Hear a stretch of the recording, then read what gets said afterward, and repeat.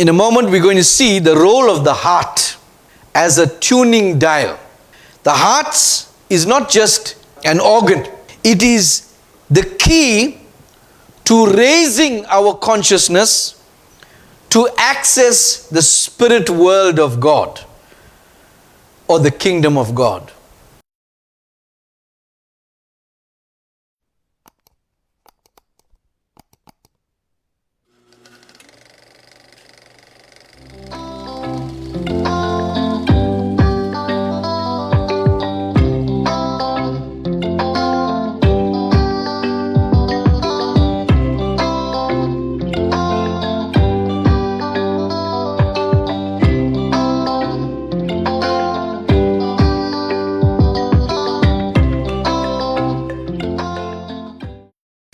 It's the 4th of May, the first week in May 2025. We want to thank God that He gave us the strength and ability to be with you this morning. And thank you all for joining us in our online broadcast sermon this morning. Our family, we thank you once again for helping us financially with your tithe and your love offerings. It is truly and appreciated. We are extremely grateful that you can afford us this opportunity to be your spiritual guide. We have been dealing with some very interesting things in the last few weeks. Specifically last week, we spoke about something called the anterior mid-cingulate cortex, and we know that we have two of them based in our brain, and these two tools that the Lord has given us is vital for helping us go through difficult times. It is the weapon that God has given us to stand against all the trials that we face in this world. It is necessary for us to have this tool, this physical instrument that God has put in this body of ours.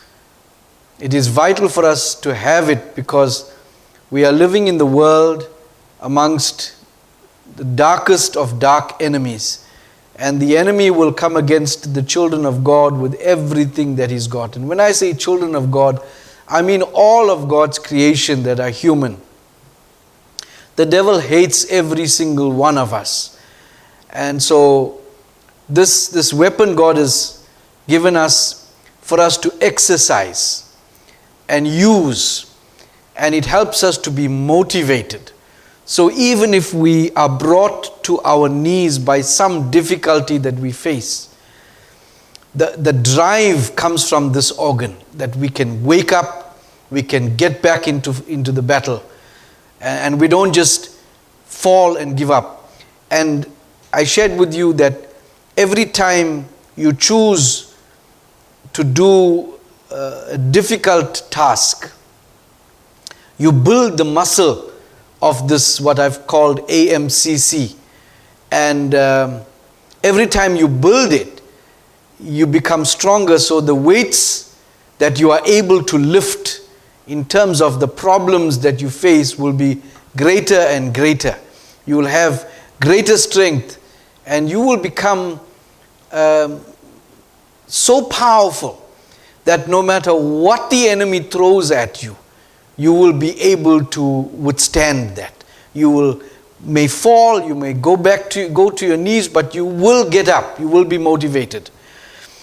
If you always choose the easier path in life, that muscle becomes shrunken. And so when you go through even the smallest difficulties, you crumble. You know, some of the things that we see when it comes to suicide, when people have relatively easy lives, and which means that the AMCC is shrunken.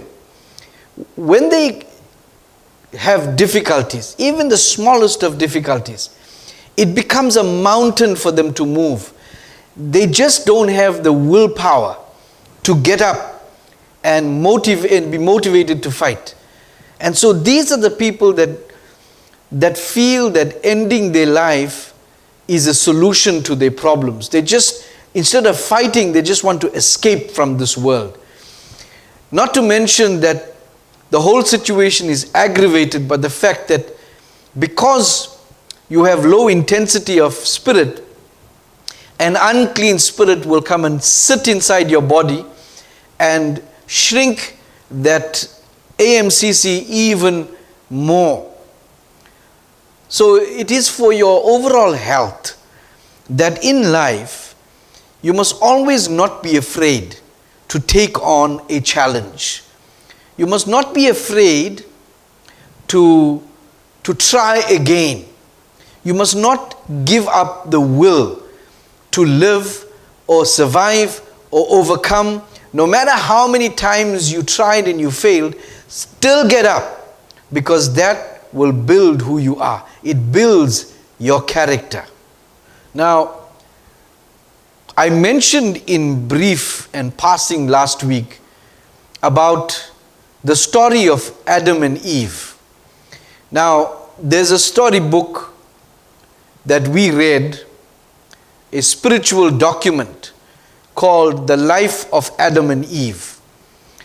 And in that book, it speaks about the conversations that Adam had with Eve in the garden and all the details surrounding what happened after they sinned.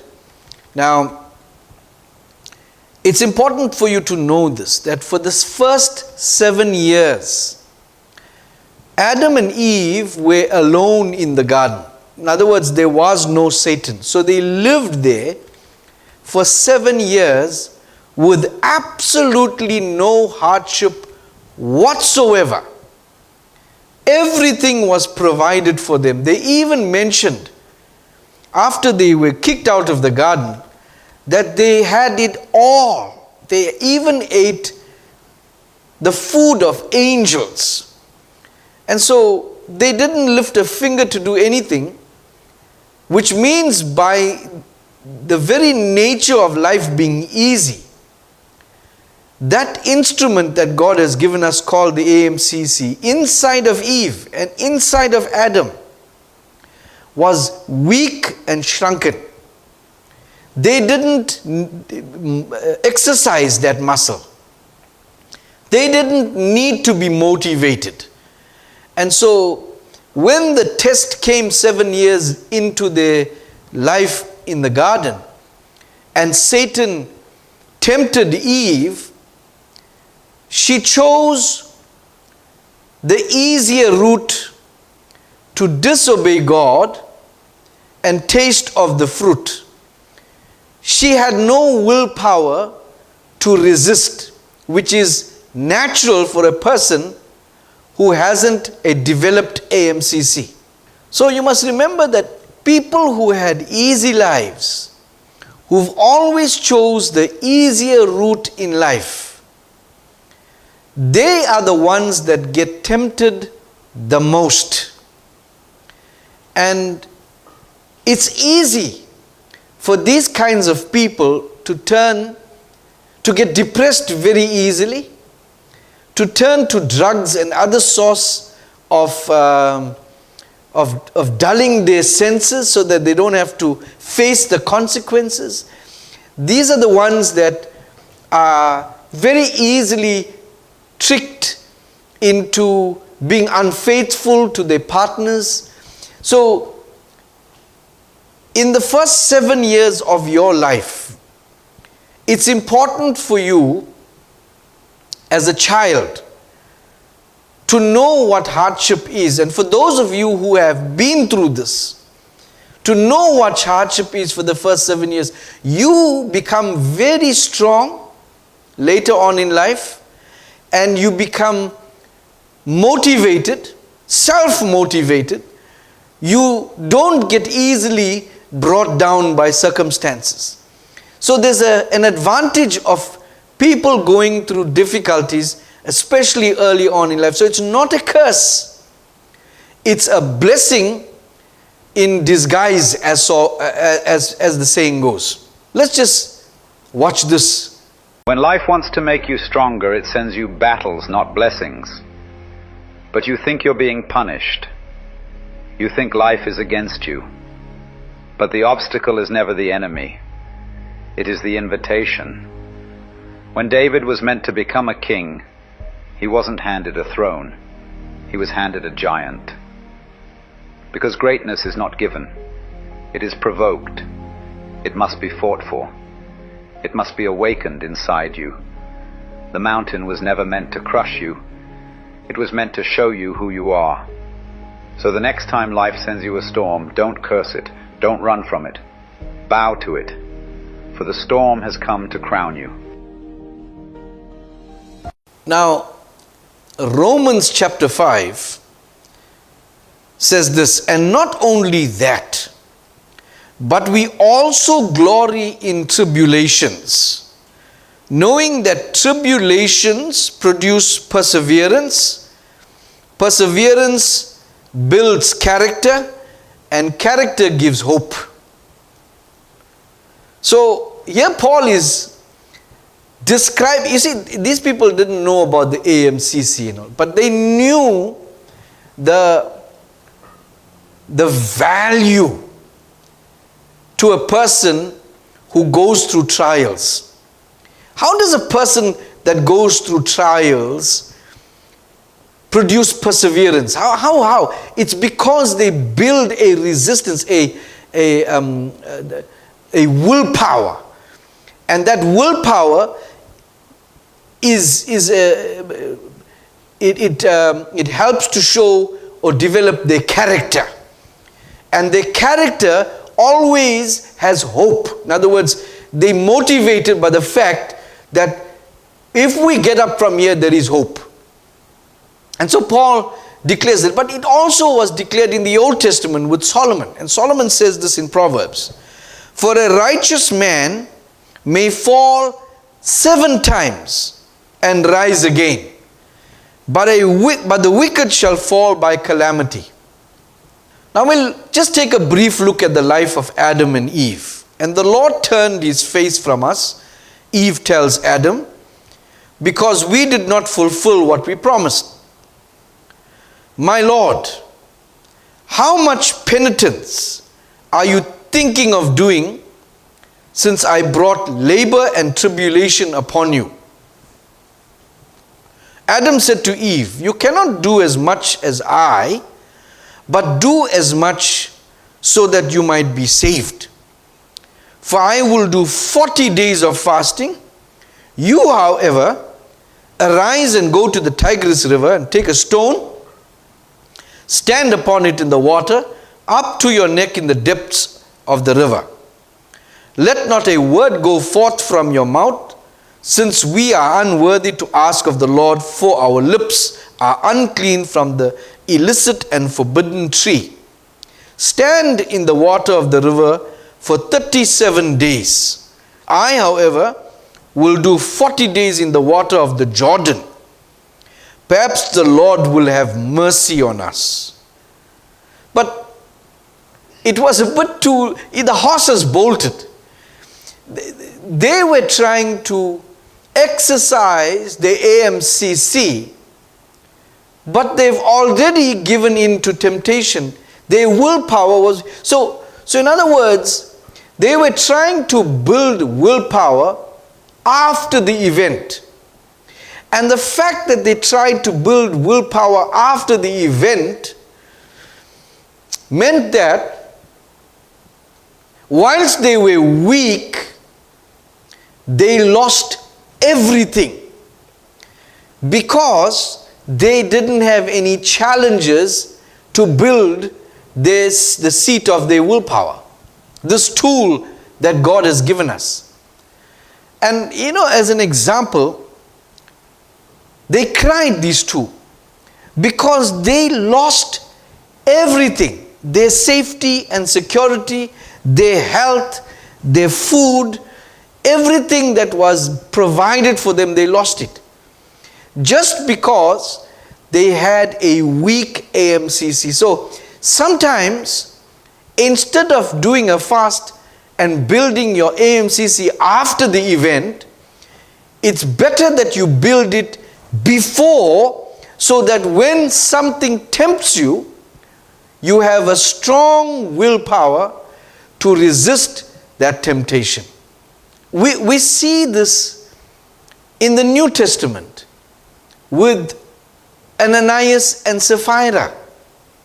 Now, let me tell you, it's a difficult thing for a person to let go of their wealth, their money, their substance, because they need this substance, this money, to survive.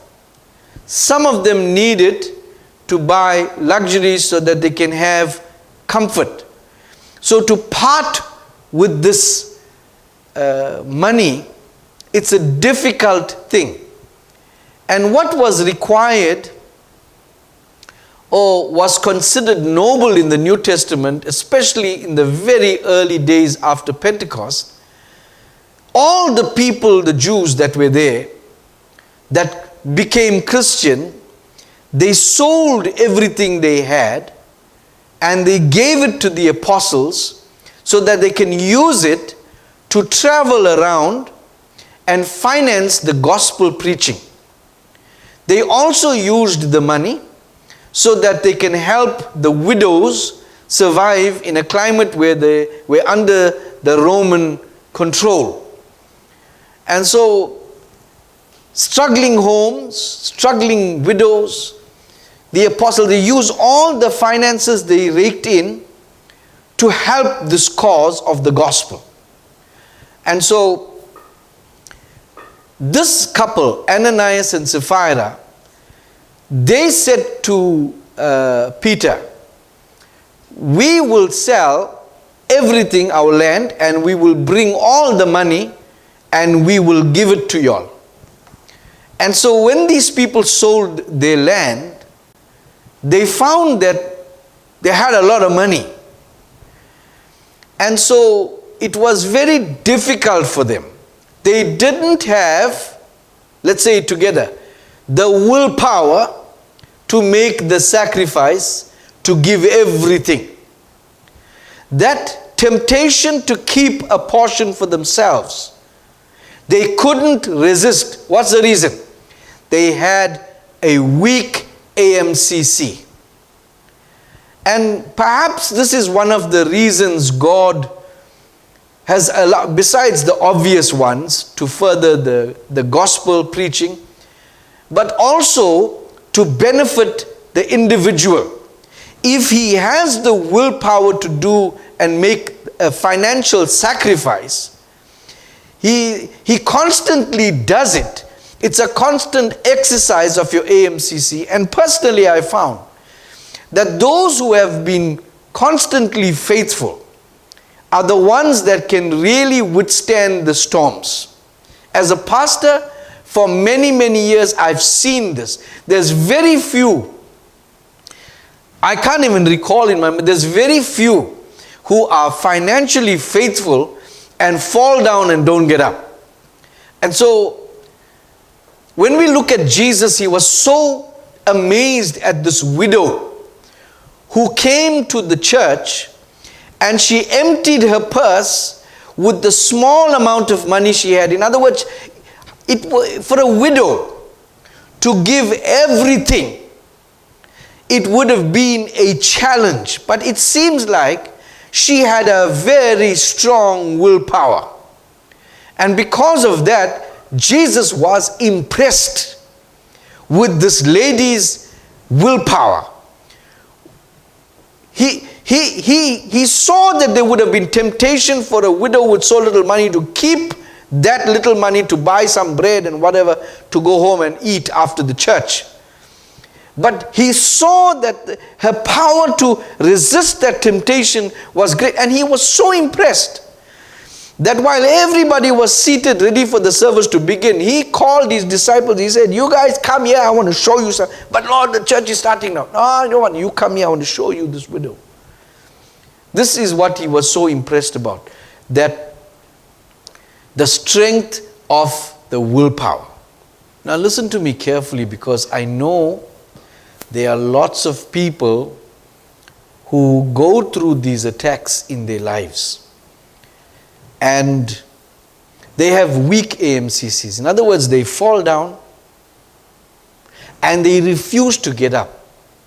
Some people just want to end their lives, and some do it. But many stay living dead for a long time. It's like they're crawling through life. They feel sorry for themselves. No matter what you say to them, they don't want to be motivated to wake up and do something. They don't want to be motivated to give up their bad habits, their drinking, their drugs, their abuse, their anger. Whatever needs to change in them, they just don't have the willpower to change it. That's a very small AMCC, I see.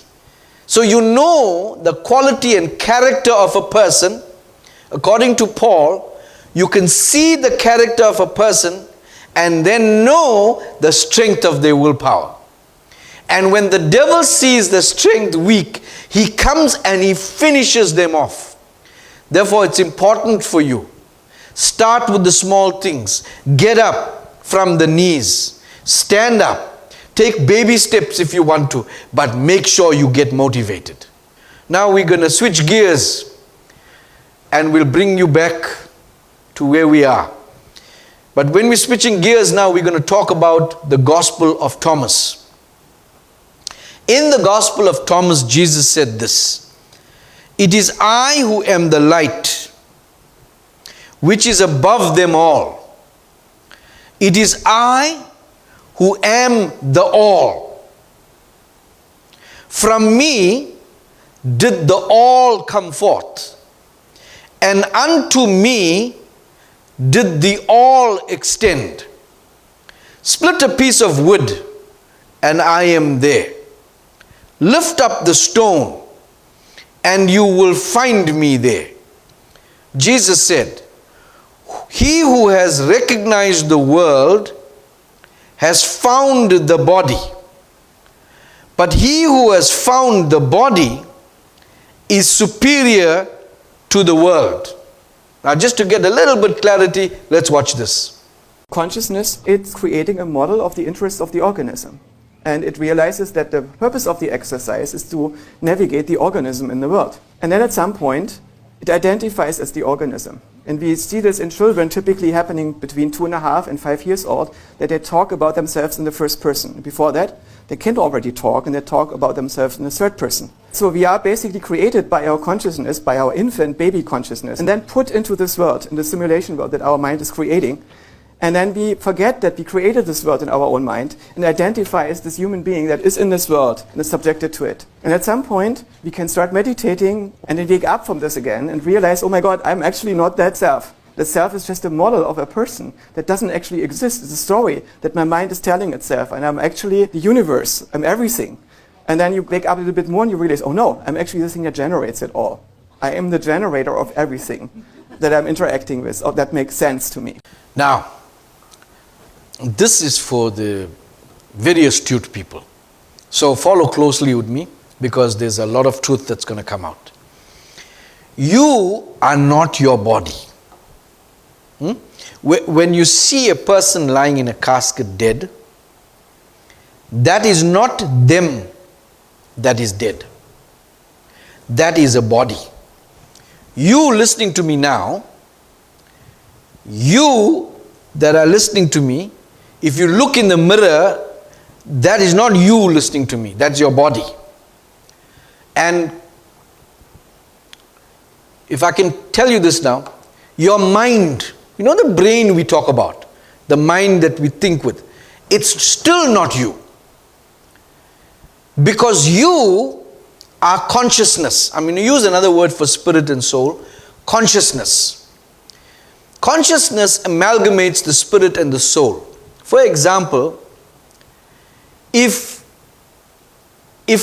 you think something in your mind now, you think something. Who decides what you think? The mind can't decide what you think because the mind does the thinking. The spirit or the consciousness has the power to decide what you think. So you are consciousness, you are not your body. And so you need to understand this. You are not your mind, you are not your body, you are consciousness. Consciousness makes the decision to fast, to strengthen the body, to strengthen the mind, to control what goes into the mind. Who does it? Consciousness. Consciousness is you. According to Jesus' words, consciousness comes from Him. Everything, including the body, comes from Him. Now, when you're born, you only become conscious of your body and your surroundings as you grow. And then you start to think, programmed, that you are your body. And so you don't realize that you are consciousness that has borrowed a body to live in. Now, for this reason, Jesus said that He is in us, because consciousness is in everything and everything is consciousness. And Jesus is consciousness and consciousness is Jesus. So, when God put us here, He blew His consciousness, His spirit inside of us so that we can join with Him because we are of the same material. Now, in order to connect back to God, we have to be aware of our consciousness. We have to raise the level of our awareness and consciousness until such time we realize that we are not our body. Only then is our level raised so that we can now go into what I've called the unified field, and specifically for the believer, the kingdom of God. Let's remind ourselves of this next clip. The human brain is virtually a transmitter and receiver of frequency. You think on frequencies. Your phone operates on frequencies. What you have to do is raise your level of consciousness to that frequency, and then you will attract whatever's on that frequency. The key is, how do you train it so that it emits the correct frequency of what you want? The secret and the law of attraction doesn't tell you that missing secret ingredient. It's the missing key. It's the element that makes this work. We call it manipulating energy. It's really just how to beam the frequency of your brain of what you want so that it will come into your life. When thought and emotion become one, then you'll say to the mountain, move, and the mountain will move. And I used to think that that was a metaphor. And I now have seen enough to know that moving a cancerous tumor inside the body of a living woman, that's moving a mountain to me. And it's all done from marrying thought and emotion together. Now, we learned this before, and it was said in the Gospel of Thomas that if you combine thought and emotion, both, by the way, controlled by consciousness, if we can unite those two and make them beat or vibrate at the same frequency, we'll be able to call anything into existence and it will be.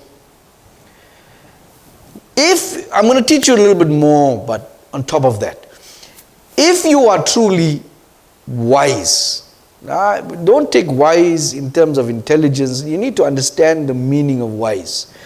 It is of God. When you are truly wise, you realize that the problems that the body is going through in this world is not you going through it, it's the body going through it. You understand that. My body is going through a certain pain. My body is experiencing a certain thing. It is not me, it's my body. But when you can't distinguish the two, when you think you are the body, you cannot separate consciousness from the body.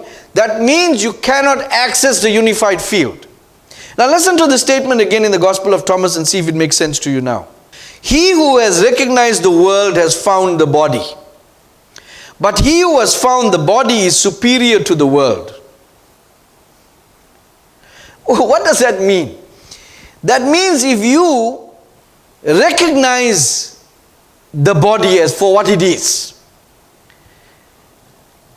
it means that your consciousness rises out of the body, it separates from the body, and you can reach the kingdom of God whilst you're living here. But if you found the body, in other words, you amalgamate with that body, you won't be able to access the kingdom of God. So let's read that again, just so that you understand this. He who has recognized the world, in other words, you recognize the problems you're going through, you recognize everything that you're going through, and you found the body, and now you think you are the body, and the body is going through these things, it's going to be a problem. You're going to suffer all the things and think that you are suffering it. But he who has found the body, in other words, you recognize that, hey, it's just a body. He says, those people are superior to the world. What a powerful statement. So, when a body enjoys sin, it's not the consciousness enjoying it, it's the body enjoying it. So the body enjoys sin, enjoys pleasure, but the consequences of that pleasure will be suffered by the consciousness. Oh man, I hope you understand this. So I'm walking around, indulging myself with all sorts of debauchery. I do all the sinful things, and my body is enjoying it. But when I die, my body disintegrates, but my consciousness is going to suffer what my body did. And so, because throughout my life I couldn't see that it was my body causing the problem, that it was my body enjoying it, I now have to suffer the consequences of my body. I hope you're getting this, people. This is a powerful. So when you're enjoying the pleasures, your soul, your spirit, your consciousness is not really enjoying it. It's not really suffering. It's not. Your consciousness is separate. When you know this, you will be superior to the world. The world will not be able to trap you. Let's go on to our next part. Now we learned this before. We are electromagnetic beings. We live in an electromagnetic field. We communicate to the ethereal world, the spiritual world, the unseen world, through this electromagnetic field. The field around us responds to our specific electromagnetic frequency. This frequency represents our character. And our character is developed through perseverance. And as we persevere, we build our AMCC. So the strength of our AMCC that helps build character is actually responsible for our signature electromagnetic frequency, our EMF. This is how relevant that AMCC is. So our signature EMF is actually who we are. Our consciousness, if it's attached to this body, it vibrates our specific, unique, like a fingerprint electromagnetic frequency. And the unified field responds to that frequency. So the challenges that we face, the problems that our body goes through, it actually, if you separate your consciousness from your body, just think about this for a minute, when you realize that you are not the one going through this, it's your body. You will have a strong AMCC. And these challenges that you are able to withstand and overcome will actually shape your character. And that will give you a specific high EMF, electromagnetic frequency. When we have that right, pure, high EMF, we are able to access the good things from God. All good things come from God, from the unified field. So, it's important for you to have the good things from God, for you to separate from your body.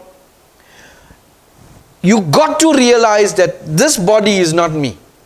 And when you do that, you have a stable EMF, a strong EMF, and that gives God the ability to send good gifts or attract good gifts to you. If you have a weak EMF, you vibrate a certain frequency and attract things in that sphere, in that part of the ethereal world. Generally, those things are demonic and dead. And so this is how people can get possessed. Let us just see the power of the EMF just for a moment. Let's watch. Your thoughts are the electrical charge in the quantum field. Your emotions, they're the magnetic charge.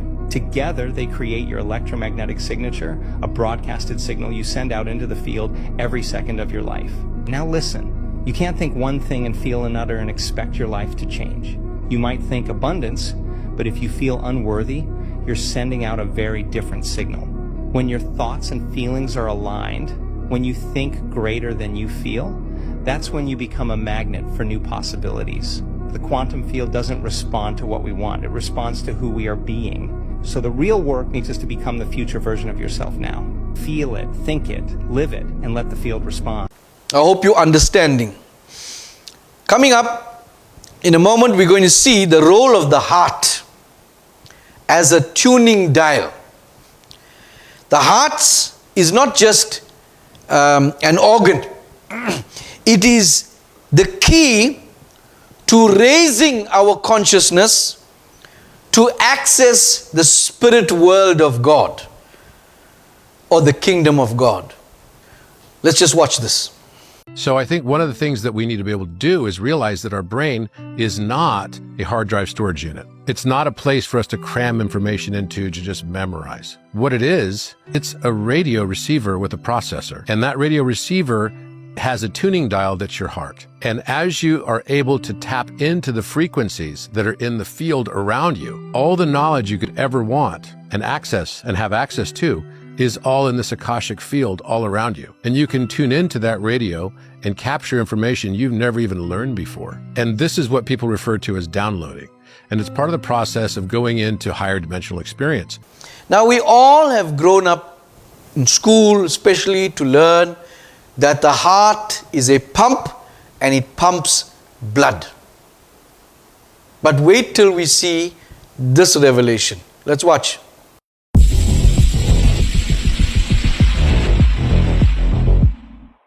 Rudolf Steiner, whose teachings led to anthroposophical medicine, biodynamic farming, and the Waldorf School, said that the heart is a seven-sided regular form that sits in an imaginary box in the chest. Regular means that all seven sides are identical. Plato described 5 Platonic solids, and Steiner said there was a 6th one. He also said that the heart is not a pump. This fantastic claim was vindicated by Frank Chester, who figured out how to design a 7-sided regular form. This 6th Platonic solid is now called the chestahedron, and it fits perfectly inside a cube at an angle of 36 degrees off-center to the left, the exact same angle that the heart sits in the chest. When submerged in water and spun, 2 counter-rotating vortices are formed. Recent scientific studies have shown that these 2 vortices facilitate the closing of the valves, and when the vortices don't form properly, blood clots will appear. The man who unfolded 1,000 hearts, Paco Torrent Guasp, discovered that the heart is a single muscular band, folded over itself in a spiraling pattern. The heart itself is a vortex of tissue. It is not a pump, it is a vortex machine. For centuries, it was believed that matter can only exist in 3 states, such as water, which can exist as liquid, ice, and vapor. Human cells are 70% water, but most of this water is not in any of these 3 states. We have recently learned that with water, there is a 4th state. This 4th state is called the plasma state, gel phase, exclusion zone, or structured water. And this is what pushes your blood through the entire cardiovascular system. Fueled by infrared energy from its environment, the water in our body becomes an electrical propulsion system. A certain percentage of the water in our body becomes structured water, and the rest remains normal liquid water, or bulk water.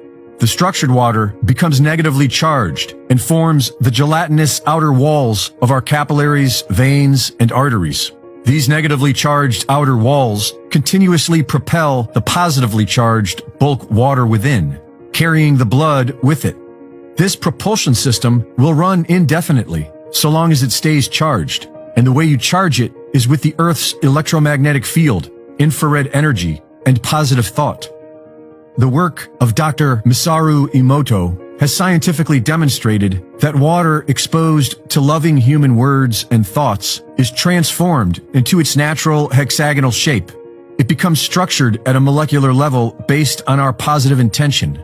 This new model shows that it is the blood that pumps the heart, not the other way around. And in order to keep the flow strong and healthy, our best medicine is to connect to the earth, get sunlight, love ourselves, and love one another with physical touch. So it's quite the opposite. The blood, or the water in the blood, the combination of negatively charged purified water. When I was speaking about water before, in my earlier sermons, I spoke about purified water. It is negatively charged water, which means that it can transfer electrons, it can give you energy. So negatively charged purified water, in contrast to the bulk positive charged water, it creates an electric charge, a pulse. That pulse in the blood, in the water in the blood, pushes the blood forward, goes through the heart, and then pumped around the body. So what pumps the heart is actually purified water in combination with the bulk water. That pumps the blood. So the heart is not really the pump. It is a channel through which blood flows. Now let's watch this, gets interesting. Now we saw that the heart generates a magnetic pulse through the vortices. Now we've seen this whirlwind vortices. We've spoken about it before. The upswirl and the downswirl. We've seen what vortices do. They open up a channel. They open up an arabut. They open up a vortex so that things can come through. We did that teaching about the yin and yang, that symbol. Anyway, no time to go through that. But the bottom line is the heart is very much responsible for the electromagnetic broadcast field of your character, the heart. In science, it's called the little brain. In fact, it's got a brain of its own. That muscle called the heart, it's got a brain of its own. It's similar to the gut we talk about. Now, we have a link between the gut, the heart and the brain. It's called a gut-heart-brain axis. Now, what powers the heart's magnetic field or magnetic signature? That signature is powered by, if you saw the video, a few things, including nature, but more importantly and less known, by the emotion of love. Now, when you have love, now we're going to talk about this, it's going to be eye-opening. When you have love, now you don't love with your brain, you love with your heart. This part of you is where love comes from. For example, when you see the person you're going to marry, remember, think back. You don't think with your mind, you don't feel with your mind, you feel with your heart. Therefore, sometimes when your parents look at a certain person, they can't understand what attracted you to that person. It's unexplainable. It's something to do with the heart. The heart is the lord of emotions. It is where emotions are kept. Therefore, what you think and what you feel, if they are together, you can ask and you will receive. Move the mountain, so to speak. So, the heart being the seat of emotions, this is where emotions are generated from. This vortex that is created, emotions arise from there. Especially we know about the love emotion, it comes from there. When you have a heartbreak, they call it. That's why when a person lets you down who you've given your love to, it's called a heartbreak. Ancient, very ancient, the Sumerians, the Egyptians, the Greeks, they all knew. You'll find in the Egyptian Book of the Dead, they take the heart out of the dead person and they preserve it, because they say that's where the life was. So the emotion part, in other words, your signature EMF is first designed by your heart. And the love emotion is among the most powerful emotions for you to have as an electromagnetic frequency. Now, we know that the mind thinks and sends signals to the heart. We know that. Whole flood of hormones comes through and then our heart starts beating faster, or it slows down or whatever, depending on how you think. But the heart also now, it's learned recently, sends messages to the brain. It sends messages to the gut. It can send messages to all parts of the body. The brain, the heart is like a little brain. Now we learned this, or we can decipher this from what we learned about the law of reversibility. If the mind can send a message to the heart, then the heart can send a message to the mind. Remember? So this is why when you learn things, it's important for you to retain, so that when you need wisdom, it pops up for you. Now in Heart Math, Science of the Heart, exploring the role of the heart in human performance, under the heading Energetic Communication, the first biomagnetic signal was demonstrated in 1863 by Gerard Ball and Richard McPhee in a magnetocardiogram, MCG it was called, that used magnetic induction coils to detect fields generated by the human heart. Now today they use even more advanced technology. The magnetic fields produced by the heart are involved in energetic communication, which we also refer to as cardio-electromagnetic communication.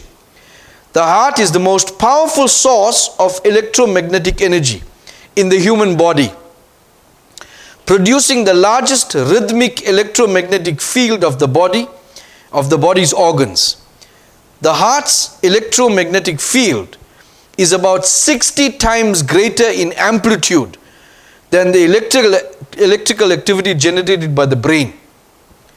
This field, measured in the form of an ECG, can be detected anywhere on the surface of the body. Furthermore, the magnetic field produced by the heart is more than 100 times greater in strength than the field generated by the brain, and can be detected up to 3 feet away from the body in all directions using squid-based magnetometers. So this is science proven that the magnetic beat of our heart is stronger than our mind. So emotion is even more powerful than the thoughts that you have in your mind. While thoughts can affect your heart, you need to have your heart affecting your thoughts. Let me put this in perspective. When you hate someone in your mind because of what they did to you, you send a signal to your heart to match an emotion to the thought you have. So the heart listens. Heart says, yes buddy, you hate someone, let me send a frequency to match that hate. So when your mind says you love someone, your heart receives that message. Now when you realize that listen, this is very important.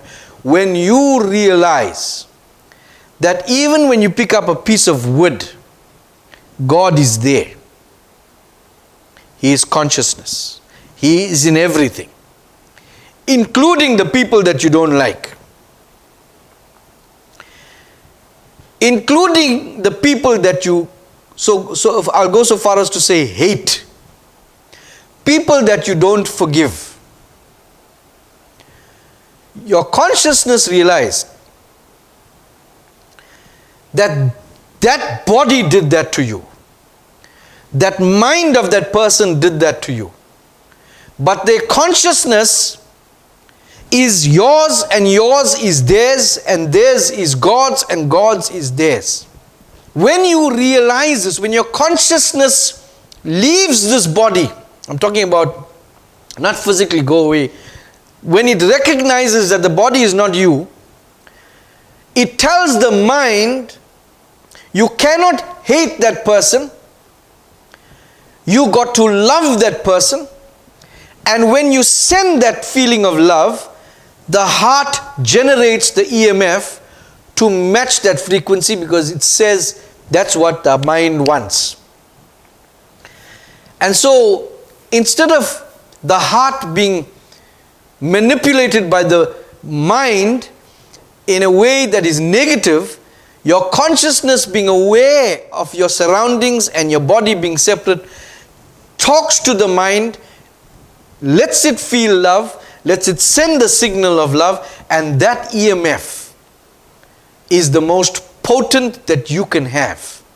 Now, in another scientific paper we read, the heart and brain, however, following several years of research, it was observed that the heart communicates with the brain in ways that significantly affect how we perceive and react to the world. It was found that the heart seemed to have its own peculiar logic that frequently diverged from the direction of the autonomic nervous system. The heart appeared to be sending meaningful messages to the brain that it not only understood but also obeyed. So your heart, you have people that have a good heart. When you have a good heart, when you have a loving heart, the heart can send the message to the brain to be obedient, to start loving, caring, to be empathetic. Neurophysiologists discovered a neural pathway and mechanism whereby input from the heart to the brain could inhibit or facilitate the brain's electrical activity. So these are scientific papers that now show clinically the heart can influence the brain. Now, you express emotion with your heart. So the mind can express a thought and that thought can express the emotion. But what if you start to think with your heart? Let your heart have the emotion and send the message to your brain.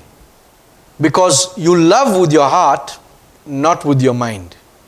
By the way, the love hormone, oxytocin, that we speak about, is produced in in the hypothalamus and so forth, in your pituitary gland and thing in your brain, but it's also produced in bulk in the heart. The heart makes oxytocin, or the love or happy hormone.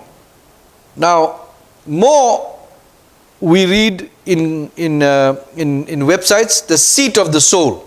When we talk about the ancients that knew about the secret, the ancient Egyptians preserved the heart during mummification, believing it would be weighed by Anubis against the feather of truth, the divine measure of justice. Ironically, the brain was discarded as totally useless. When Aristotle speaks of the soul in the heart, he has in mind the heart as primary and proximate material organ of the soul. The controlling organ originally informed and activated by the soul, upon which all the other organs depend for their formation and activation by the soul. Most ancient civilizations, including Sumerians, Eastern traditions, they believe that the heart is the seat of consciousness or the seat of the soul. The emotions generate from there. This is one of the reasons you adopt a phrase in Christianity which I don't think people really understand. They don't tell you to give your mind to God. They don't tell you to give your brain to God.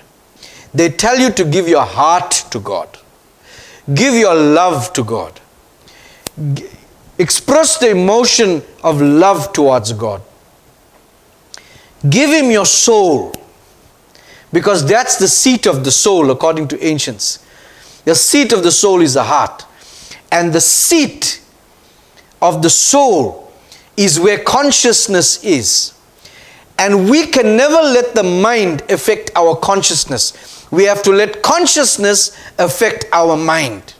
Are you with me so far? So we cannot let negative thoughts about somebody, what they did to your body, affect the seat of your soul, which is your heart, affect your consciousness. You have to let your consciousness affect your mind.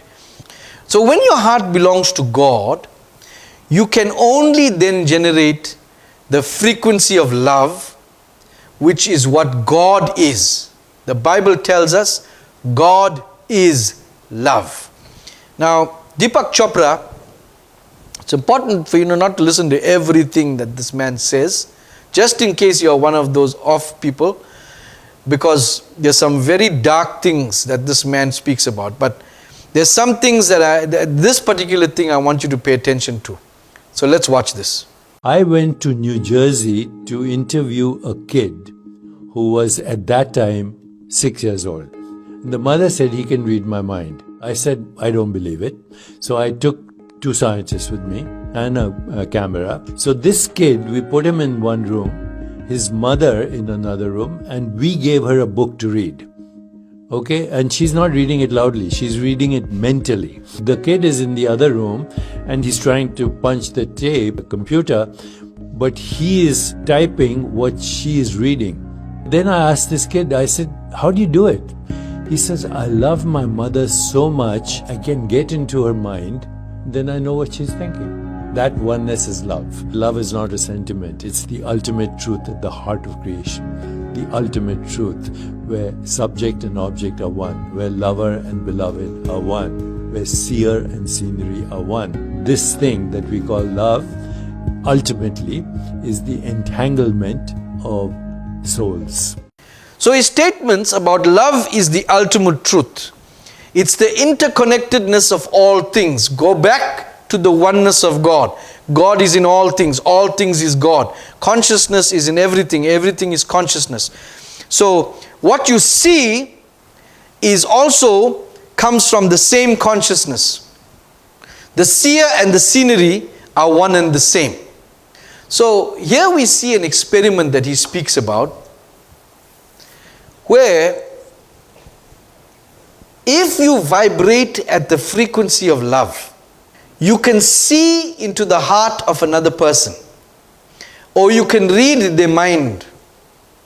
When you love something so much, you can read their thoughts, and this is why Jesus is able to see through us, because He loves us so. This is why the devil can never read your mind. He can read your mind through your actions and whatever electromagnetic frequency you're sending out. But he cannot read what thoughts you have. Only God that loves you can do that. And if you love God, because you are consciousness and you realize that you are in oneness with Him, you can read God's thoughts, His will, His purpose. You can read it.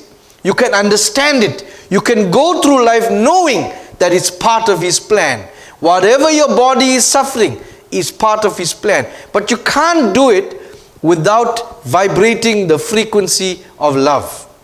You know, when you are a counselor, a spiritual counselor, you see, this is why psychologists will never be able to get to the root problem of a person in front of them. They used case studies from their texts and what they learned to assess a certain person sitting in front of them, and they use a template to diagnose those people with so and so disorder.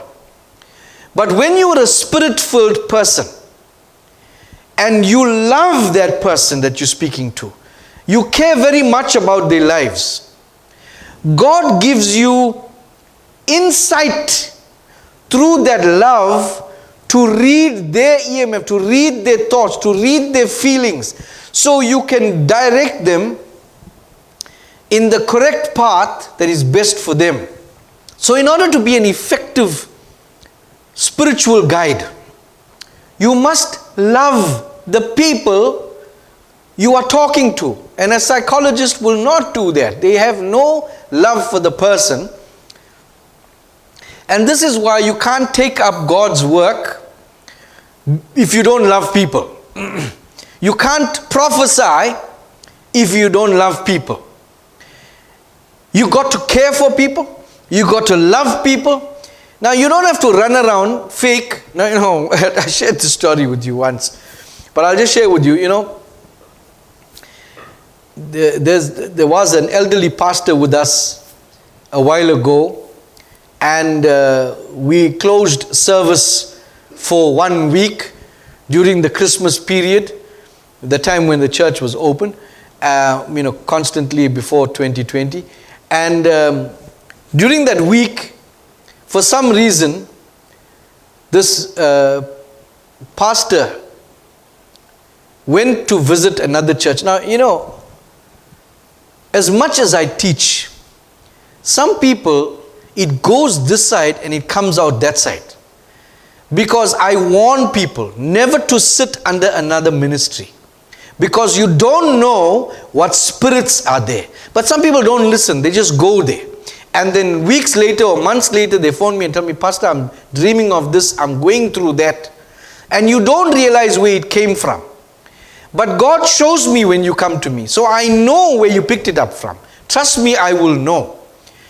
And this man, supposed to be smart, supposed to listen, but he never listened. And this is why he is not here today. So that 1 week he went to visit this church not far away from his home. And the pastor saw him there and made him sing. And then the next week went to visit him at his house, brought a big cake to give him. What was his purpose? To cause that man to come join his ministry. You can't pretend in the kingdom that you care for people when you have an ulterior motive. That's why God will not give those people and trust them. Well, naturally, it's not about God too. Naturally, your EMF is not vibrating with love. Therefore, you won't be able to read and effectively help people. People who go there are wasting their time, if not led by the devil himself. Jesus says this feeling of love. 1 Corinthians chapter 13. Through Paul he says, now abide faith, hope, love. But these three. But the greatest of these EMF signals is love. It's generated from the heart. It is because God is love, it's matching the consciousness of God. Now, you know, we learnt about Rumi, the so-called Muslim, who himself, he said, is not a Muslim. By the way, that poet we read about is quite a smart smart ancient writer, philosopher, and poet. I'm going to read to you some of the things that he wrote. He says, let the beauty of what you love be what you do. Then he says, your task is not to seek love. Hey, this is so powerful, people. But merely to seek and find all the barriers within yourself that you have built against it. I'm going to get back to that. I once had 1,000 desires, but in my one desire to know you, all else melted away. What he wanted to know? He wanted to know God, the Creator, the consciousness of all things. Then he says, I belong to no religion. My religion is love. My heart is my temple. He even knew that his heart is his temple. Oh my goodness. Where the soul actually resides. He says, if I love myself, I love you. If I love you, I love myself. Now let's just for a moment, just briefly, I'm not going to go into details with this, perhaps next week. But he's saying that he wanted to pursue so many things in life. But all these desires melted away because he only wanted to know love. Well, one desire is to know God. And then he says, I don't follow any religion because religion doesn't lead you to God. He says, my religion is love. So what is God? Jesus is love, God is love. So if he follows God, if he follows love, then he's following God, our God. Oh wow.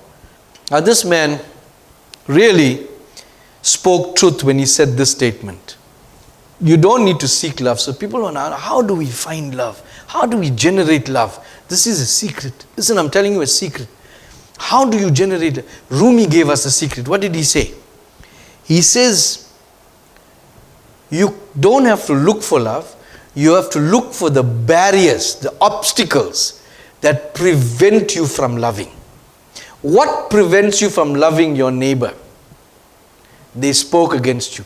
That's a barrier. They did something to you. That's a barrier. They hurt you with the words. That's a barrier. So look at the barriers. These are the barriers that are stopping me from loving that person. Break the barriers down. If you break the barriers down, then love automatically fills the heart. So listen, let me just finish this. Now, you know the challenges that you go through in life. God has placed it there to build your AMCC, not for you to build barriers with. Because you use those challenges, those hardships, and you make that a barrier to love your life. In other words, to have the will to live. You use that barrier to hate someone, to have unforgiveness. You use that barrier because you went through challenges. Now that challenges are not there for you to put up barriers. Those challenges are there for you to have willpower to break down any future barriers. So you must will it. I will it to break that barrier down so that my heart can start to generate love, the frequency of God. God is love. Without that frequency, you can't find God. So now I want to leave you with that for this week. And I want you to eat it, chew it, swallow it, understand it, watch it again if you need to. Make sure you absorb everything, because if you apply these principles, God is going to be unlimited for you. You're going to have an unlimited resource in God. And your life will be a blessing. Your body can go through hell, but your consciousness will have peace. We're going to take communion this morning. So join me as we celebrate the death and resurrection of our Lord through His blood and His flesh. Let us pray. Father, I thank you for the bread. I thank you for the wine. Bless it into our bodies as we partake with you. Once again, join with you in oneness. As we partake of these emblems, We ask you to strengthen us, to give us victory, to give us power, to give us love in our hearts. In Jesus' name I pray.